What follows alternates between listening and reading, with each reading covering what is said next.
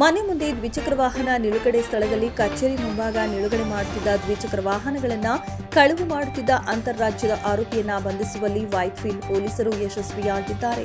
ವೈಟ್ಫೀಲ್ಡ್ನ ವಿಜಯನಗರದ ಮಾರಮ್ಮ ದೇವಸ್ಥಾನದ ಬಳಿ ವಾಸವಿರುವ ನಿವಾಸಿಯೊಬ್ಬರು ತಮ್ಮ ದ್ವಿಚಕ್ರ ವಾಹನವನ್ನ ಐಟಿಪಿಎಲ್ ಹಿಂಭಾಗದ ಗೇಟ್ನಲ್ಲಿರುವ ಮಾಲ್ನ ಬಳಿ ನಿಲ್ಲಿಸಿ ಹೋಗಿ ವಾಪಸ್ ಬಂದು ನೋಡಿದಾಗ ಯಾರೋ ಅಪರಿಚಿತರು ತಮ್ಮ ದ್ವಿಚಕ್ರ ವಾಹನವನ್ನ ಕಳವು ಮಾಡಿಕೊಂಡು ಹೋಗಿದ್ದಾರೆಂದು ವೈಟ್ಫೀಲ್ಡ್ ಪೊಲೀಸ್ ಠಾಣೆಯಲ್ಲಿ ದೂರನ್ನ ದಾಖಲಿಸುತ್ತಾರೆ.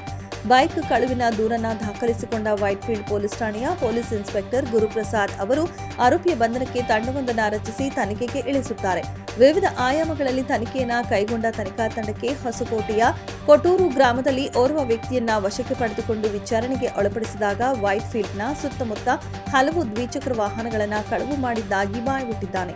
ಆರೋಪಿಯ ಬಂಧನದಿಂದ 20 ಲಕ್ಷ ರೂಪಾಯಿ ಮೌಲ್ಯದ 20 ದ್ವಿಚಕ್ರ ವಾಹನಗಳನ್ನು ವೈಟ್ಫೀಲ್ಡ್ ಪೊಲೀಸ್ ಠಾಣೆಯ ಪೊಲೀಸರು ವಶಪಡಿಸಿಕೊಂಡಿದ್ದಾರೆ. ವೈಟ್ಫೀಲ್ಡ್ ಪೊಲೀಸ್ ಸ್ಟೇಷನ್ ವ್ಯಾಪ್ತಿಯಲ್ಲಿ ಒಟ್ಟು 20 ಟೂ ವೀಲರ್ಸ್ ರಿಕವರಿ ಆಗಿದೆ.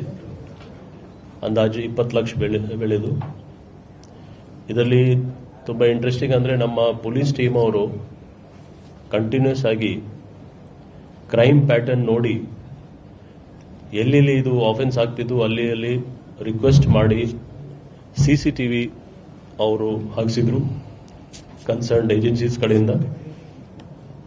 ಅದು ತುಂಬ ಪರಿಣಾಮಕಾರಿಯಾಗಿ ಒಬ್ಬ ಆರೋಪಿ ಇದು ಎಲ್ಲ ಒಟ್ಟು 20 ವೆಹಿಕಲ್ಸ್ ಅವರು ಕದ್ದಿದ್ರು, ಮೂಲತಃ ಆಂಧ್ರದವರು, ಅವ್ರಿಗೆ ಅರೆಸ್ಟ್ ಮಾಡಿದ್ದಾರೆ. ಟೋಟಲ್ 20 ಲಕ್ಷ ಅಂದಾಜು ರಿಕವರಿ ಆಗಿದೆ.